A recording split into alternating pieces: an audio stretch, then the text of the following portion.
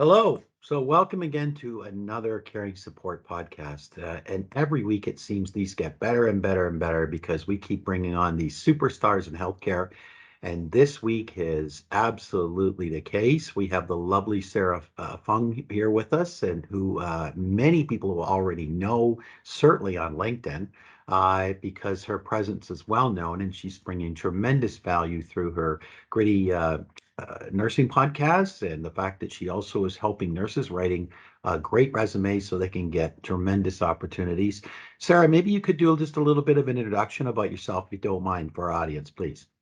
Absolutely. So my name is Sara Fung. I'm a registered nurse and I've been a nurse for 15 years now. I spent the first 8 years of my career at the bedside. So I worked in labor and delivery, postpartum, level 3 NICU. I also got my master's of nursing during that time. So I moved into nursing leadership after that and I worked as a clinical nurse specialist. I worked in professional practice as well at a hospital and in community health. And then right before the pandemic, I actually started a podcast with a friend of mine. It's called the Gritty Nurse Podcast, and we've done a lot of advocacy over the last few years. And around that same time, I also started my business, which is the RN Resume, helping nurses with all things career related. And now here I am today talking to you. Yeah, that's great. And that's like quite the lineup. Wow. Okay, good for you. As far as I'm concerned, I already knew you were awesome, Sara. So we want to make sure everybody in our audience gets it. Okay, so I've got some questions, and I want to stay on the targeted time. We try to get this done in a fairly succinct fashion. But okay, so maybe we could start with because with your intro, there's a lot there. So tell us about this journey that you've been doing in nursing, and then of course the professional resume writing, if you don't mind. I think I've been always one of those people that gets bored easily. So I always want to try something new. Even when I was, at the bedside, I always thought, once I'm able to master a skill, what's next? What can I do next? So I was always interested in learning more. And so I got what I call this 2 year itch, where every time I was somewhere for 2 years, I wanted to try something new. And I kind of thought maybe something is wrong with me. Like, why can't I stay in one place for that long? Why haven't I found my dream job or, where I'm supposed to be? And all that to say that I just feel like I'm always wanting to try new things and learn. And there are some people that like being where they are, and that's great. And there are people like me that just can't seem to sit still. So I kind of took any opportunity I could to try new things, work in different hospitals, different environments, just really push myself out of my comfort zone. And I'm really focused these days on work life balance and mental health because I think this is something that nurses struggle with a lot. And I certainly didn't learn about self care in my nursing school days. So we were always taught to care for patients, advocate for patients. But what I started to learn is that it's equally important to care for yourself and advocate for yourself as a nurse. And trying to improve working conditions for nurses is something that I do throughout my days now. So whether it be through the podcast, whether it be talking to the media, whether it be helping nurses, find jobs that kind of suit their needs a bit better, that's what I want to do. And I still enjoy helping people, but just in a different way. And I think this is why I decided to focus on the business of helping nurses because I realized that through all the jobs that I'd applied to through the years, um, I never really learned how to write a resume. I never learned how to interview. And again, these are things that I feel like should be taught and often aren't taught in nursing school. And you definitely don't learn about it on the job. So I decided this is something I really wanted to help nurses with. And during my days in nursing leadership, I often sat in on a lot of interviews with the manager because they needed a second person. And I saw a lot of really great nurses with not great resumes or just didn't know how to answer certain questions. And I could tell they were going to be really good at the job, but just translating that in an interview or onto a piece of paper appeared to be a big challenge. Yeah, absolutely. And that's a very good point because we know from our platform too, we created the free resume builder for some people have absolutely no resume. And they've been in the field for 20 years. They've never really had to write one. Maybe they got the job, or they were promoted or whatever it might be. And yeah, so this is really good. And I know that with your extensive experience and the kinds of questions that that organizations, whether it's hospitals or long-term care or whatever, are going to ask, you've got that figured out. You know, so that's wonderful. And getting back to one other thing you mentioned earlier too, about the self-care and mental health and everything. And I'm a big advocate of emotional intelligence, and I'm constantly telling people that it's so important to be mindful and aware, and to really understand safe boundaries, and really to know when to say no.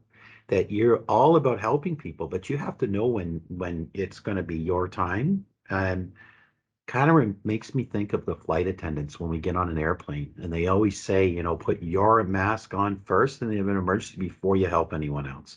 And I tell people that's the same with life. We have to make sure we're okay, because we're not in a good position to help other people if we're not all right, right? You So read my mind exactly with the whole oxygen mask protocol, right? So put yeah, your own mask on first, and then you can help other people.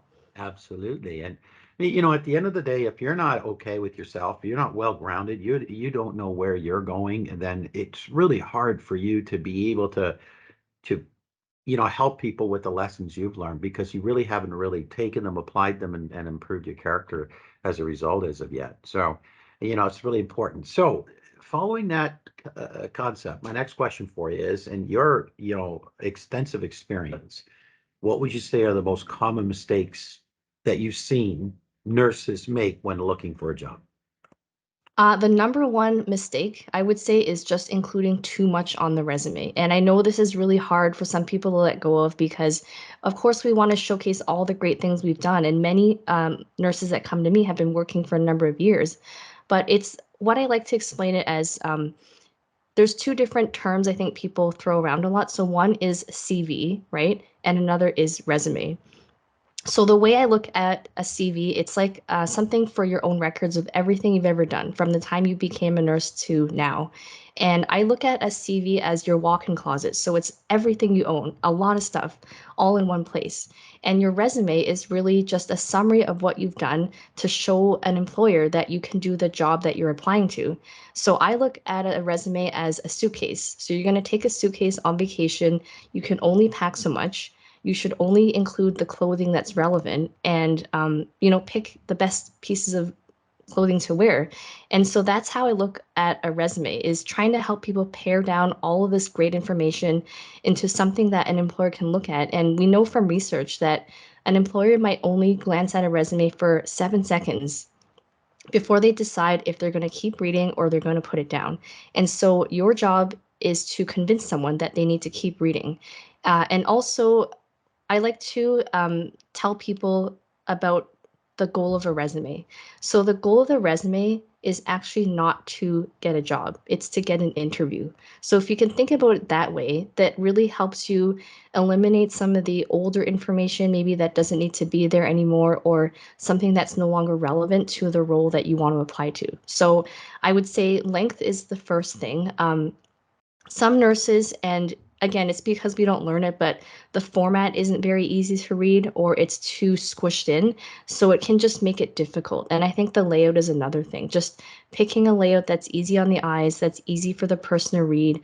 And I guess the other third thing, if I could just mention one more, is putting information in bullet points is really key for the reader.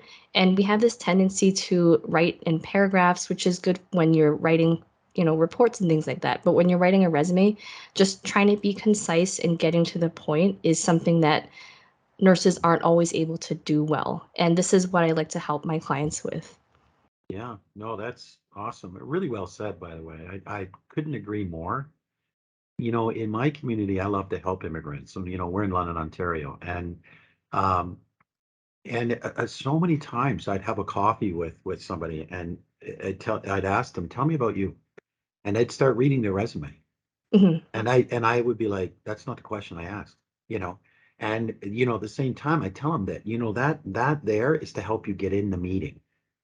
Now, Hmm. believe it or not, we're all in sales, whether you like it or not. You're selling yourself. You know what I mean? So what's that look like? You Hmm. can't read that resume. They've already read that. Now you're wasting their time because you're telling Right. them stuff they already know, right? So yeah, absolutely. I mean, I couldn't agree. Okay, so let's talk about those next steps when it comes to doing this. Let's talk about the resume. They're trying to land that dream nursing job. So let's we've got them all covered here, the main points, as you know. So tell us what's your recommendations for writing an effective nursing resume. So I like to look at resume writing as an art and a science. So what I mean by that is you have to have a good layout, as I mentioned, for the reasons above, because you want to make it easy for the person to read. But the content is equally important because, as we all know, most of the time now when you submit a job, it goes through a website. And a lot of companies use something called applicant tracking system, which essentially looks for keywords in your resume and compares them to the job posting and decides if you're enough of a match to move forward. So you not only have to get through the computer system with the content Oh, through to an actual person with the content and the layout. So I think it's just a matter of, and I say this all the time to my clients, you need to tailor the resume to the job posting. And I actually go old school. So I print out the job posting when I'm helping people and I get a highlighter and I start highlighting. And I'll ask my clients, do you have this skill, and this skill? And really try to emphasize that as much as possible in the resume. And also, if you can address it in the top, well, first of all, on the first page, but ideally on the top half even of the resume. So if someone only read the first page of your resume, they would get an idea if you are qualified to do the job and if they should take those next steps with you. So I would suggest, really doing that. Either tailoring your resume to each job you apply to or having different types of resumes for different types of jobs. So if you're looking for a bedside job, for example, that's a different skill set than if you're looking for a remote job. And I tell people this all the time. So you really got to think about writing it for the person that's reading it and writing it to prove that you can do the job that you're applying to. yeah, I love that. That's beautiful. Awesome. So tell me about the cover letter. So what's the best formula for writing a great cover letter that would make them stand out from all the other applicants and, you know, I hear this all the time, should I have a cover letter? Should I not have a cover letter? I get different opinions, and maybe James, you can tell me yours, but I hear a lot that cover letters don't get read. So I tell people if they want to have one, make sure that it's not just repeating what's already in your resume, because that's really a waste of time and a waste of space. So some reasons you might want to have a cover letter are to tell a really compelling story. So for example, I wrote a cover letter for a client who wanted to work at a certain hospital because her sister had spent a lot of time there as a kid. And that was actually the reason why she went into nursing. And from what I heard from her, she did get the job. So if there's a really compelling reason why you want to work at a certain organization or, a certain type of job, or let's say there's something you want to explain, like there has been a significant gap in your work history, or maybe you've moved jobs a lot. So something that doesn't necessarily belong on a resume, you might want to use a cover letter just to get more of your story across. And I think storytelling is a good way to approach cover letter writing. But if it's more just about explaining more of your skills, again, you can use bullet points on a cover letter. There's no rule that you can't do that. So I think use the cover letter to be creative and complement the information that's on your resume. yeah. And you know what, in my opinion, I think you just read my mind. Um, that's awesome because I keep telling people that the greatest asset we've had as a species since we've been on this planet, no matter how long that's been, is our ability to share a story. And the question is, what's your story? You know, because I always tell people that if you can get that interview, you get that great cover letter that builds intrigue. They said, yeah, like, when I go out networking, because I love to network, when I go out networking and I meet other people that are terrified or what are new to it, and so I introduce myself and I say, hey, come with me, come walk a room. I already know everybody here. Mhm. And so I'll walk around and I'll tell people and introduce them in such a way that they're like this, listening, right? And you're like, yeah, you see? I said, now imagine if you did that in an interview. I don't care if they interview 50 people this week, they'll remember you, right? And now the question is why will they remember you? Did your story cover those important things that really makes them go, oh my God, this would be the greatest asset we'd ever have on our team? Does it do that? And so anyway, that's I'm totally on board with the storytelling concept. Okay.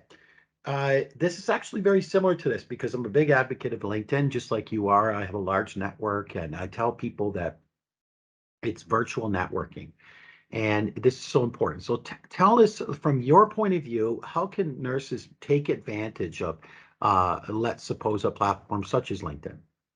Oh, there's so many different ways. And I tell people all the time, I don't work for LinkedIn, so I get nothing if you sign up or not, but you'll get so much out of it. So number one, the networking, like you mentioned, James, getting yourself out there and actually having recruiters come to you for a change instead of browsing all the job posts and applying to everyone, which you should do, but having people approach you to a change because of a marketing tool like LinkedIn is so valuable. And looking up jobs on LinkedIn, once you start looking up certain types of jobs, it gets to know what you're looking for and suggest jobs to you that you may not have even considered before.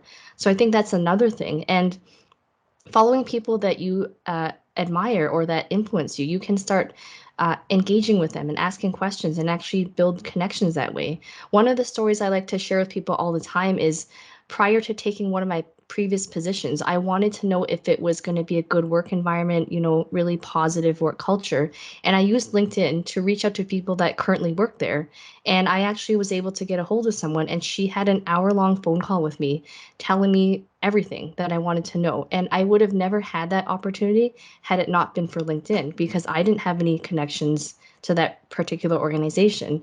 So I think it's just about networking in a different way. And people think that networking means you have to go to all these big conferences and, make small talk that you maybe don't want to make, but it's a different world now, and LinkedIn is a huge part of the way that you can further your career as a nurse. Yeah. Well, what's interesting is I love this because this is a major topic for me. I am I don't know if fanatic user of LinkedIn would be a great way to describe it or not, but I live on this platform and I I'm always talking to people about us. I don't know if you remember or not, but years ago, there was a big thing that went around the world called LinkedIn Local. And it was where they said, hey, if you connected with somebody on LinkedIn, but you haven't actually met them and you're in the same community, here's your opportunity to meet some of these connections that you may or may not be connected to already. So, I ended up being an impromptu speaker because I was kind of answering a lot of the questions people had in the audience, and the guest speaker, as great as this person was, that wasn't really what they were there for, but that was the nature under which most people that are attending are going, yeah, I need help with my profile, I need help understanding the platform, whenever. So when I got up there and this one guy asked me to bring up his profile, I said, okay, I'm going to ask you a question. And I looked at everyone and I said, please pay attention to this because this isn't just for him. I said, because I don't know you. And I said, are you looking for a job? No. Well, why is your profile written like you are? And the guy's like, well, what do you mean? It looks like your resume. And I go, I get that at one time that was kind of the essence, but I'm going, folks, Microsoft bought this platform. Do you honestly think their only interest was buying a job recruiting platform? Right. No, I said, folks, it's time to realize this is a mammoth opportunity. And the question is, what are you doing with it? And I said, so the minute you engage with stuff, the minute you're involved in things, if your profile doesn't really tell people, then why would they engage? And I tell people, please write your profile as all about them, not about you. You can say, oh, I got an MBA, I'm awesome, I'm this. Other than your mother, nobody cares. I'm sorry. I don't mean to be a jerk, but the thing is, what are you going to do for them? So can you imagine a nurse that would write up this great profile of all the stuff that she was involved in to help make a difference in the culture and an impact and all this kind of stuff? When people read this, they go, oh my God, this is the nurse I want working with us, right? Mhm. That's the first thing that would come to my mind. And when I reach out and look for you, look for other people, I'm reading your profile and I'm going, yeah, okay, this woman's a total rock star. And I want to meet her, absolutely. So, anyway, I'm not going to go on forever because this is about you, not me. But so job boards. Uh, what do you think are the best job boards and in your opinion for finding nursing jobs? There are quite a few. I know you've got one, James, and I think that's a great one. I also like LinkedIn is a great place to find work because there's ways that you can set job alerts. And like I said, the platform starts to get to know you and what you are looking for. So that is another great one. Indeed, I know a lot of nurses go on to Indeed and they find lots of opportunities that way.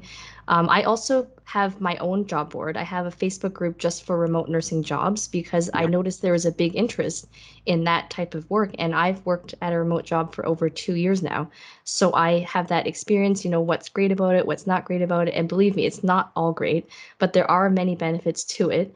Um, so I think there's many different ways, but LinkedIn by far is my favorite place to look for jobs because I think it's so user friendly, and I think it's honestly the platform where I experience the least trouble, so to speak. Right. Right. Right? So if you go on different platforms, there's a lot of, bad comments, bad behavior, but LinkedIn is pretty free from that because I personally think it's because most people know that their managers are kind of watching what they're doing.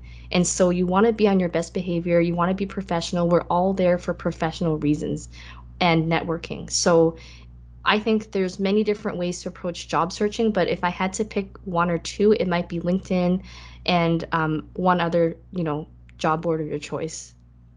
Yeah, so you see what we're going to have to do now, Sarah, is clear to get you used to how ours works because you're going to love it.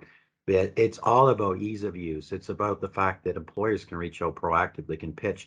Basically, we really thought through the pandemic that we were going to see more of a candidate-driven market. And so our platform really allows candidates to shine and it empowers them to be able to start, fielding opportunities and offers. So it's great in that regard, and it saves a tremendous amount of time. We have so many clients who have hired people faster than they've ever hired. They just can't believe it. They'd be texting me and going, "Oh my God, I just got like, I forget how many like CBI, for instance, in their first 6 days hired like 14 PSWs, and they were in Wow. shock. They were in shock. They were like, "We don't get half these many in 5 weeks." Just saying. But it's yeah. So it's really about just thinking through all these things. I get it. And LinkedIn is a powerful tool for different things. And it's certainly a powerful tool for me to find influencers and people that are in leadership positions and, maybe nurses. But I'm not going to really find PSWs there. That's not really where they are. Hmm. That's more of a Facebook play. That's more of a, and I tell people that in our world, what we do is we're way more than a platform. We are a huge marketing machine. Now I think we're at 8 people in our marketing department. It's crazy. And we're on TikTok and everything because I tell people you need to be where they are, not hope and pray they show up where you are, right? So, and that's really working proactively as opposed to reactively, right? Okay. Hmm. All right. Let's talk about interviews. How does a nurse ace a job interview? If I had to pick a few different tips, I would be number one, practice. So either practice real interviews or practice with a friend or a colleague. Number two, really think about what they're asking. And just going back to the resume, answer the questions to prove that you're the right candidate and also know what your own weak spots are. I know a lot of times in sitting in on interviews, people would get nervous. They would start rambling, they would go off topic, and then at the end, we're like, so what did they say? They didn't actually answer the question because they kind of went off topic. So I think really making your answers about the question they're asking and always about what makes you the best candidate. Um, just working on things like your verbal and nonverbal communication, those things are really important. And also, if you I think there are very basic questions that people can always prepare for and ones that are always difficult to answer. So, for example, giving examples of conflict and what you've done about it, talking about any weaknesses that you have. These are all really basic ones that I find a lot of nurses struggle with. So, try to work through these things. And what I always coach my clients to say is don't focus so much on the conflict or the weakness, but talk about what you're doing about it because it shows awareness and it shows growth. And really, at the end of the day, none of us are perfect. So we're all going to have conflicts. We're all Yeah, going to have some weaknesses, and we just need to talk about what we're doing about them. absolutely. Man, that was awesome. Really well said, by the way. And couldn't agree more. I know I worked for years in technology, like IT, and I'd get into meetings and everybody would start complaining about what's wrong. I said, guys, okay, I'm going to allot 5 minutes to find common ground on what's wrong. And the rest of the time, or what are we going to do about it? I Right. want to hear about solutions. I'm a positive, optimistic person who focuses on the good. Like we don't need to focus on the bad. I was a guest speaker at an event that was put on by one of the schools on our platform. and it was about recruitment, retention, and technology. And it just so happened that the recruiters on the stage with me, well, how happened to be by coincidence, only one of my new in advance was is our clients. And here was everybody all going, oh, everybody in the room, HR, and they're all, oh yeah, yeah, I'm tired of, it's getting aggravating. I'm posting jobs and hoping and praying people apply, and then hoping and praying they show up for the job, and then, and I'm tired of being ghosted by candidates. I'm listening to all this, and then I go, by the way, did you know that prior to the pandemic, that's exactly what candidates said? Right. And I paused, and people went, oh my God, yeah, the market's changed, which means we need to change. It doesn't mean I'm going to open the same old doors and expect a new result. It's not going to happen, folks. And I said, and when we come to grips with that, so this goes way back to what you said earlier. Love your point about comfort zones, because I tell people, listen, I know they feel great and they're comfortable, hence the name, but nothing grows there. And until you're willing to go outside that realm and see and test the waters and whatever else, uh, you're just not going to expand or grow as a human being. And you need to do that, right? Otherwise, what's the point? Anyway, all right. So your company, tell us about, your business and exactly what you offer. So my business is called the RN Resume. So I offer, like I mentioned, all things related to careers. Yeah. So I offer a number of services with resumes. So whether it is you want to buy a template, which goes over, points to include and layout, which is a challenge for a lot of people, or doing a self-paced resume writing course where I take a head-to-toe approach, just like in healthcare, we take a head-to-toe approach of our patients. This is really breaking down each section of a resume and how you should write it. I offer one-to-one help with writing resumes as well as cover letters, LinkedIn tutorials as well. So if you want to know all the different functionalities of LinkedIn and how to optimize your profile so that people can reach out to you, I do that as well. And then the interview coaching, right? Which is something that a lot of nurses struggle with. I think a lot of people in general just struggle with how to interview. And then something that I've started doing is career coaching, because I think before you do anything, you should really have a clear idea of what you're looking for. So even if you don't know what you want, knowing what you don't want is just as important. So before you get your wheels spinning and just start applying to every job under the sun that you might be qualified for, it might be a good idea to just take a minute and think about and be intentional to what the next step is that you want in your career before you go and do all this and maybe move to a job that's not any better than where you are right now.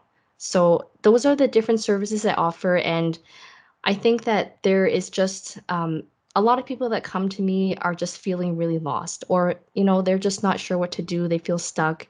And I try to help people get unstuck with this experience that I've had and all the knowledge that I want to be able to share with everyone along the way. So that's kind of what I do in a nutshell. And I'm on LinkedIn, as you mentioned, James, and I've also got a website. It's thernresume.com, all one word.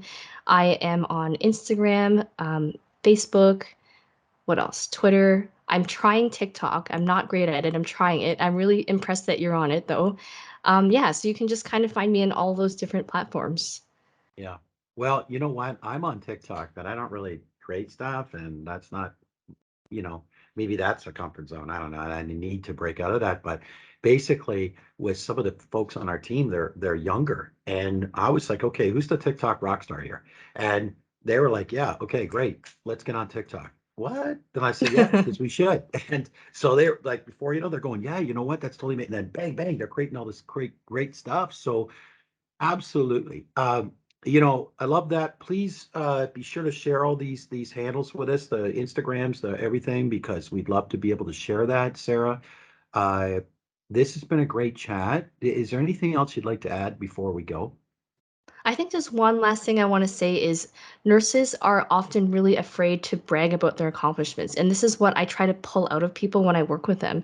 So, for example, I had someone who is currently a PSW, but was looking for a job, and she had been a physician in her home country, and she didn't even think she should include that on her resume. And I was like, Mm. what? I'm like, you were a doctor in your home country. You performed surgery, and you somehow don't think that belongs on your resume now? Of course it does. Or I've had nurses who have worked in correctional facilities. They've been jail nurses for up to 200 inmates, and they weren't sure if they should include it because they were only there for 8 months. And I'm like, that makes you amazing. Of course you should include it. So I think just being more kind to ourselves and knowing that you need to just think about all the great skills you have and put that on your resume. I know I talked about it being too long, but these are things that you should not leave out. And maybe just being nurses, being women, um, part of the culture is to be humble. When you are looking for a new job, you need to market yourself, and being humble is not going to work. Yeah, I agree. And I've done a lot of especially before the pandemic, I would go into different places, especially with immigrants, and I would teach them the value of networking and getting immersed in our community. That if you've got a job and all that stuff, because first and foremost for immigrants, it's get a job and where am I going to live? Everything else is irrelevant because otherwise they can't stay here. And so I'm trying to help them with that. And then I try to tell them that it's important to really put yourself out there. And then guess what comes up? What you hear a lot of. Well, I'm trying to say, but and sooner or later, what they're really saying, if they don't outright say it, is I'm concerned about making everyone happy. And I tell Hmm. people, please, please, please, if you're going to listen to anything I tell you, please stop doing that right now.